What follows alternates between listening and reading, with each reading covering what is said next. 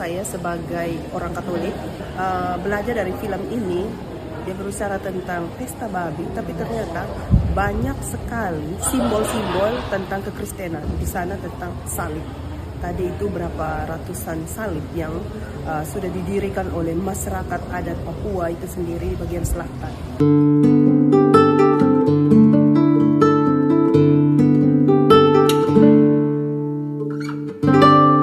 Film ini membawa satu refleksi panjang untuk saya sebagai orang Kristen atau orang Katolik, bagaimana saya mengambil bagian untuk menyelamatkan bumi secara khusus saat ini yang dialami oleh warga Papua, khususnya masyarakat adat yang sudah diusir.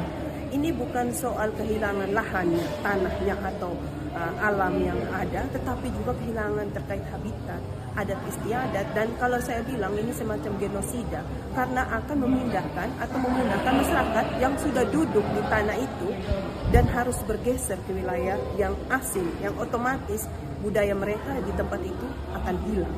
Dalam film tadi jelas terlihat terkait bahwa ada satu bagian di mana gereja Katolik mendukung salah satu PT terkait pengusahaan alam atau pembukaan lahan di tanah Papua, dan itu disayangkan.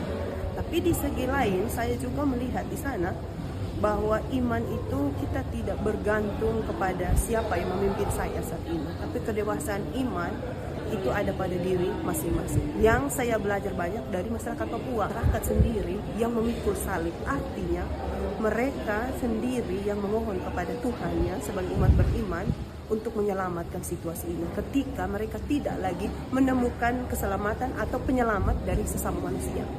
Itu hal yang sisi spiritual yang saya belajar, tapi juga saya sendiri saat ini menjadi sadar bahwa ternyata tanah Papua saat ini sedang tidak baik-baik saja. Dalam konteks gereja Katolik disebut sebagai ibu bumi. Dan saya melihatnya di sana bahwa ibu bumi saat ini sedang diobrak-abrik. Ibu bumi itu adalah bisa dikonotasikan sebagai sebuah rahim. Bagaimana rasanya kalau rahim itu sudah dilukai, nganga, dan tidak bisa melahirkan kehidupan lagi. Dan itu yang terjadi terhadap masyarakat Papua. Dan tidak menutup kemungkinan bahwa ini adalah alarm untuk wilayah-wilayah lain. Yang kita lihat sekarang salah satu yang terjadi pada tanah Flores itu sendiri, yang juga sedang berhadapan dengan isu geotermal atau tambang, di mana gereja Katolik hadir untuk menolak terkait isu geotermal ini yang sudah disuarakan beberapa tahun terakhir, dan bahkan para uskup serta sewilayah gerejawi Ende, tanah Flores dan Denpasar bersepakat untuk menolak geotermal. Secara khusus di Keuskupan Labuan Bajo walaupun 2 tahun, tapi dalam surat gembala Bapak Uskup terus menyuarakan tolak terhadap eksploitasi alam dan eksploitasi manusia. Harapan saya sebagai umat, sebagai manusia yang ada di bumi ini, apa yang disuarakan oleh gereja atau Vatikan melalui beberapa dokumen atau ensiklik terkait ekologi, isu perubahan iklim, perjuangan-perjuangan yang dibuat oleh gereja yang disuarakan, saya pikir itu harus ditanggapi oleh seluruh umat Katolik di seluruh dunia maupun masyarakat lainnya. Dan harapan saya kepada gereja Katolik untuk seluruhnya untuk bersama-sama menyuarakan menolak apa yang dilakukan oleh pemerintah saat ini terhadap tanah Papua.